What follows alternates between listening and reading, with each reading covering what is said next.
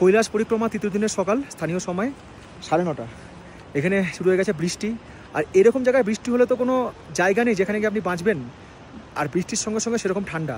তো আমাদের কাছে যা রেনকোট বা জ্যাকেট আছে এই দিয়ে আমরা সাপোর্ট নিয়ে আর কি এগোচ্ছি নিচের দিকে আস্তে আস্তে। আর এই যাত্রাপথে আমি ভাবছি যে আরে বৃষ্টি ঠান্ডা এত কষ্ট কখন নিজেকে পৌঁছাবো। আর যারা কষ্ট করে সত্যিকারের না, ভগবানেরকে প্রার্থনা করে, তাদেরকে আবার দেখুন। এরা এই পুরো পরিক্রমাটা দণ্ডি কেটে কেটে করছে। কি বৃষ্টি, কি ঝড়, কি তুষারপাত, কি ঠান্ডা, কোনো বাধাই এরা মানে না। এদের মনে প্রাণ জুড়ে শুধু তাদের আরাধ্য দেবতা ঈশ্বর। এইভাবে এরা দণ্ডি কেটে কেটে যাচ্ছে এই বৃষ্টির মধ্যে। আপনি কল্পনা করুন এই 10 কিলোমিটার রাস্তা ট্রেক করতে। আমি বলছি যে কখন রাস্তা শেষ হবে, কখন আমাদের পরিক্রমা শেষ করে আমরা নিচে গিয়ে পৌঁছাবো। আর এদের দেখুন কষ্টটা শুধুমাত্র, মানে এরা কী লেভেলে কষ্ট করে।